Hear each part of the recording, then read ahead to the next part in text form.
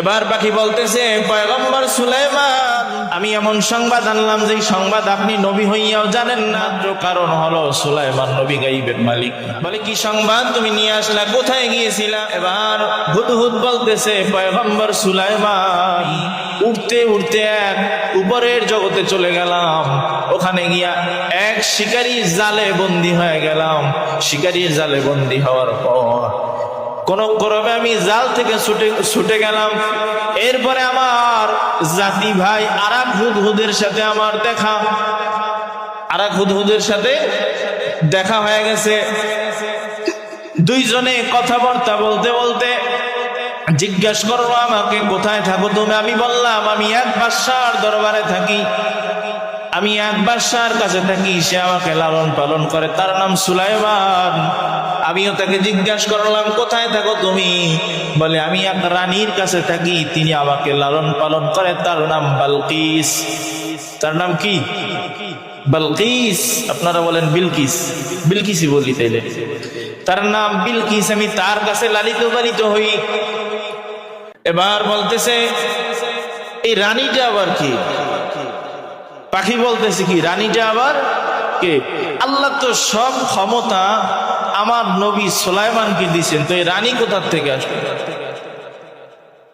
বুঝেন নাই? এবার আমি ওই পাখির সাথে গেলাম। কোথায় গেলাম? ইন্নী ওয়াজাদতু ইমরাআতান তামলিকুহুম ওয়া উতিয়াত মিন কুল্লি শাইইন ওয়া লাহা আরশুন আযীম। এবার পাখি বলতেছে, আমি সাবা নগরীতে গেলাম। মিন সাবাইম বিনাবাই ইয়াকিন। সেখানে যাওয়ার পর ইয়ামানের একটা জায়গার নাম হলো সাবা। ইয়ামানের একটা জায়গার নাম কি? সাবা। তবে জায়গার নাম সাবা ছিল না। ওই জায়গায় কিছু মানুষ বসবাস করত, ওই মানুষদেরকে সাবা বলা হতো। আর ওই মানুষ ওই জায়গায় যাওয়ার কারণে ওই জায়গার নাম সাবা হয়ে গেছে। বোঝা গেছে? যেমন এলাকায় কোনো ডাক্তার নাই, একজন নামি দামি ডাক্তার হয়েছে, দূরের মানুষে বলে ওই ডাক্তার এগোবারে, আস্তে আস্তে বাড়ির নাম ডাক্তার বাড়ি গেছে। কি কথা বোঝা গেছে? তো এবার পাখি বলতেছে যে আমি এখানে গিয়া আমার ওই সাথী ভাইয়ের সাথে গেলাম, গিয়া দেখলাম ইন্নী ওয়াজাদতু ইমরাআতান তামলিকুহুম, এক মহিলাকে দেখলাম, সে তামলিকুহুম রাজত্ব করতেছে তাদের উপরে। কি করতেছে? তাদের উপরে রাজত্ব করতেছে। ওয়া উতিয়াত মিন কুল্লি শাইইন ওয়া লাহা আরশুন আযীম, তার বড় এক সিংহাসন আছে। তার কি আছে? বড় এক সিংহাসন আছে। পাখি বলতেছে সুলাইমান নবীকে যে তারও তো বড় এক সিংহাসন আছে আপনার মতো। সময় সংক্ষিপ্ত, সংক্ষেপে বলে ফেলে। এবার পাখি যখন সুলাইমান নবীকে এই কথা বলল, সুলাইমান নবী বলতেছেন, আমার রাজত্বে, আমার রাজত্বকে আল্লাহ তাআলা আমাকে দিলেন, পুরো বিশ্বের রাজত্ব আমাকে দিলেন।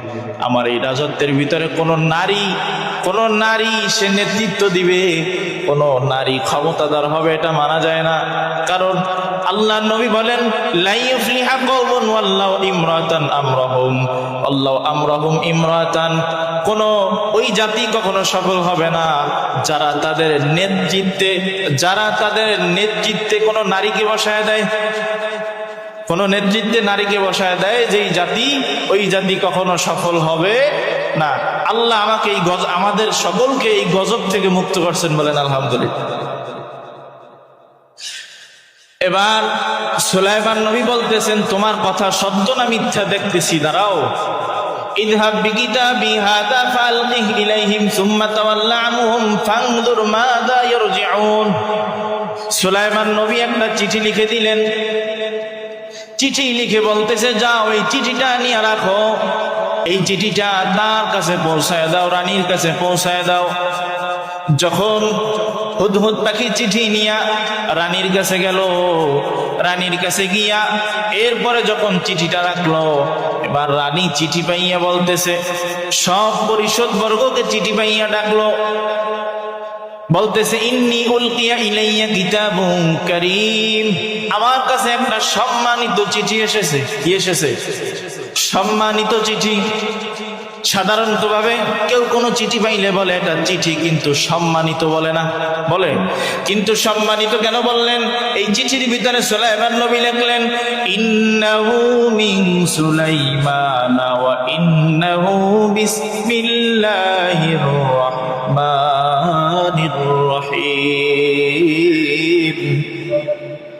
সুলাইমান নবী চিঠি শুরুতেই লিখলেন, আমি সুলাইমানের পক্ষ থেকে চিঠি, আর এই চিঠিটা আল্লাহর পক্ষ থেকে, আল্লাহর নামের চিঠি, আল্লাহর নামে চিঠি লিখলাম, যিনি পরম করুণাময় দয়ালু তার নামে চিঠি লিখলাম আমার পক্ষ থেকে। চিঠিতে কি লিখলেন? এক বাক্যের দাওয়াত লিখলেন, আল্লাহ তাআলু আলাইয়া ওয়া আতুনি মুসলিমিন।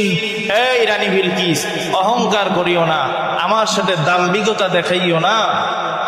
আমার চিঠি পাওয়ার পর আমার কাছে চলে আসো, আত্মসমর্পণ করে চলে আসো। কারণ পুরো ক্ষমতা আল্লাহ দিছে আমারে, তুমি ওখান থেকে ক্ষমতা দেখাইতেছো। তুমি কে? ক্ষমতা তো আমার, তুমি রাজত্ব দেখাও কেন? বুঝেন নাই?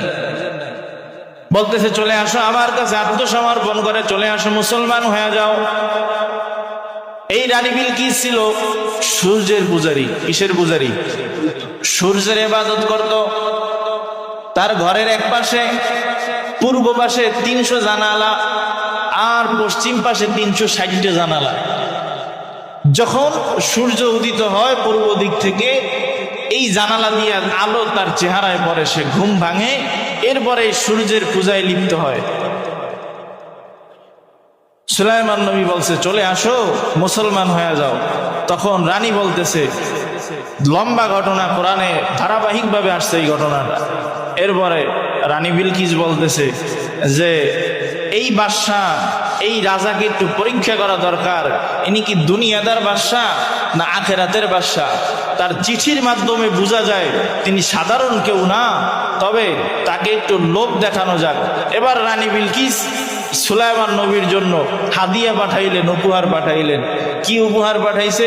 স্বর্ণের ইট, স্বর্ণ দ্বারা পরিপূর্ণ যানবাহন, বাহন দিয়া, লোকজন দিয়া সুলাইমান নবীর কাছে পাঠায়। সুলাইমান নবীর কাছে হুদহুদ এসে খবর কয়, সুলাইমান নবী তারা আপনার কাছে হাদিয়া পাঠাচ্ছে, উপহার পাঠাচ্ছে। এবার সুলাইমান নবী বলে কি উপহার? বলে স্বর্ণ পাঠাইছে। এবার জিনদেরকে হুকুম করলেন, এই জিনেরা, আমার পুরা রাজ্যটাকে স্বর্ণ দিয়ে সাজায় দাও। সুবহানাল্লাহ, বাড়ি যাইবে। আমার পুরা সিংহাসন, আমার পুরা রাজ্য, আমার পুরা এলাকাটাকে স্বর্ণ দিয়ে সাজায় দাও। এখন রাস্তাও স্বর্ণের, ওয়ালও স্বর্ণের, গেটও স্বর্ণের, সবকিছু স্বর্ণের। যখন স্বর্ণ অলংকার, হীরা জহরত, মণিমুক্তা নিয়া যখন বিলকিসের বাহিনী সুলাইমান নবীর রাজ্যে প্রবেশ করে, দেখতেছে যেই রাস্তা দিয়ে হাঁটতেছে এই রাস্তাও স্বর্ণের, দেয়াল স্বর্ণের, গেট স্বর্ণের। তখন তারা বলতেছে কি যে আমরা কি এটা ভিক্ষা নিয়ে যাইতেছি? বুঝেন নাই? আমরা কি ভিক্ষা নিয়ে যাইতেছি? তো এক পর্যায়ে সুলাইমান নবী তাদেরকে পাঠায়া দিলেন,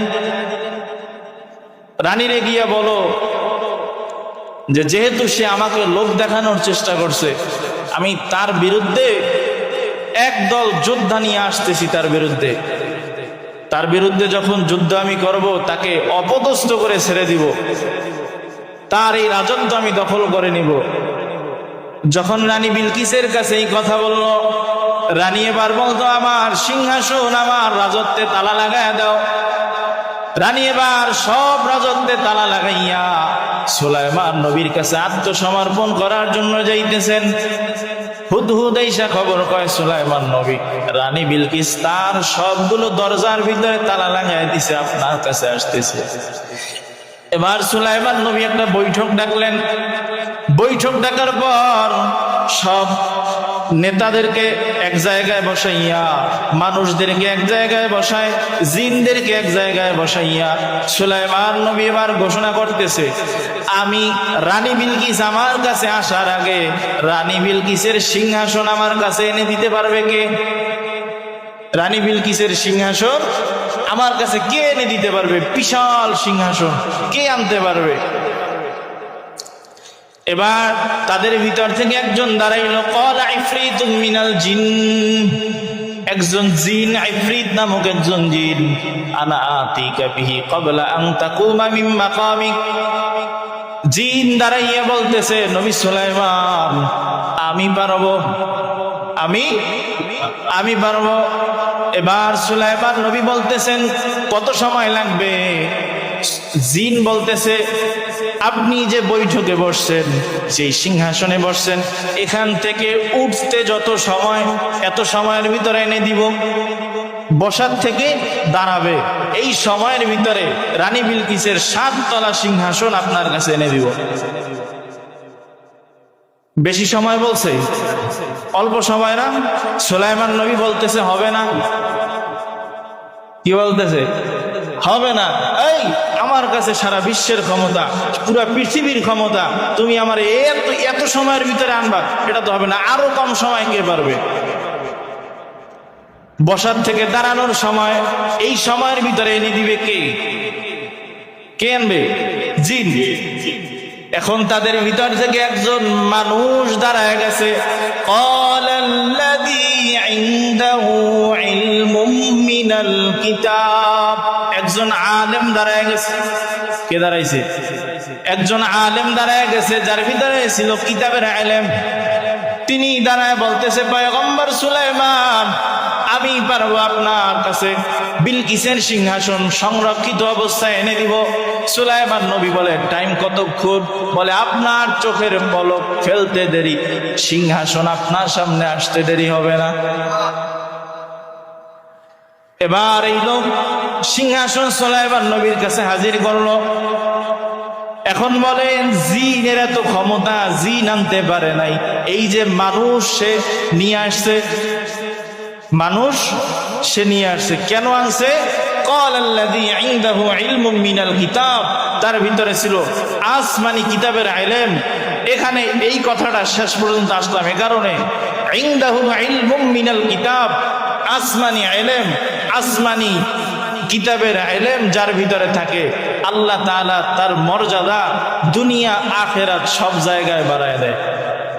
তার ভিতরে আল্লাহ এমন এক অলৌকিক ক্ষমতা দেয়, তার তাকওয়ার উপরে ভিত্তি করে আল্লাহ এমন এক অলৌকিক ক্ষমতা দেয়, যেই ক্ষমতার দ্বারা বান্দা চাইলে মাঝে মাঝে কারামত দেখায়। কি দেখায়? কারামত, আবার জাদু না, অলৌকিক ঘটনা বান্দার দ্বারা ঘটায়। আল্লাহ তাআলা তার প্রিয় বান্দাদের দ্বারা অলৌকিক ঘটনা যেটা ঘটায়, সেই ঘটনাকে বলা হয় কারামত। কি বলা হয়? কারামত। অলৌকিক ঘটনা যেটা সাধারণ মস্তিষ্কে ধরে না, এই রকম ঘটনা যদি কোনো নবীদের মাধ্যমে হয়, সেটাকে বলা হয় মুজিজা। অলৌকিক ঘটনা এমন কারো দ্বারা, সে নবী না, সাধারণ নেককার বান্দাদের দ্বারা যদি এমন কোনো ঘটনা ঘটে, সেটাকে বলা হয় কারামত। আর এমন অলৌকিক ঘটনা যদি এমন কোনো মানুষের থেকে ঘটে, যার নামাজ নাই, রোজা নাই, ইবাদত নাই, গাঞ্জা খায়, ভণ্ড, এদের দ্বারা যদি ঘটে, এটাকে বলা হয় জাদু। এটাকে কি বলা হয়? জাদু। অনেকে এই বিষয়গুলো বিশ্বাস করতে চায় না। অনেকে ওলিয়া উলিয়ার কারামত বিশ্বাস করতে চায় না। ওলিয়া উলিয়ার কারামত, ওলিয়া উলিয়ার আধ্যাত্মিক ক্ষমতা যারা বিশ্বাস করে না, তারা কোরআনও মানে না, হাদিসও মানে না। কোরআনও মানে না, হাদিসও মানে না। এখন একটা বিষয় কি, ওই যুগটা এখন আর নাই, ওই পর্যায়ের ওলিয়া উলিয়া এখন প্রকাশ্যে থাকে না। আমরা যাদেরকে দেখি, আসলে ওলিয়া উলিয়া যারা প্রকৃত ওলি, তারা কখনো নিজে বলবে না আমরা ওলি। বলবে? যে শিক্ষিত সে কখনো বলবে না আমি শিক্ষিত। তার কথায়, তার কাজে, তার কথা বলায়, তার ধরনে বোঝা যাবে লোকটা শিক্ষিত। বোঝা গেছে না? আর যদি কেউ বলে এই আমি এই পাস, আমি সেই পাস, আমি শিক্ষিত, আমি অমুক, আমি তমুক, উনি কসু। নিজে নিজে অহংকার যখন নিজের ভিতরে, জ্ঞানের দাম্ভিকতা, সম্পত্তির বরত্ব যখন চলে আসে, তখন ওই মানুষ পতনের দিকে চলে যায়। যখন কেউ ইলম পাইয়া, শিক্ষা পাইয়া, জ্ঞানী হইয়া, সম্পদ পাইয়া কেউ অহংকার করে, তার অহংকারের কারণে তার সম্পদ, তার জ্ঞান, তার শিক্ষা সব ধ্বংস হয়ে যায়।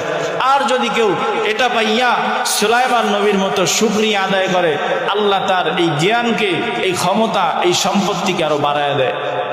কি করে? আল্লাহ সকলকে বুঝার তৌফিক দান করেন, বলে না।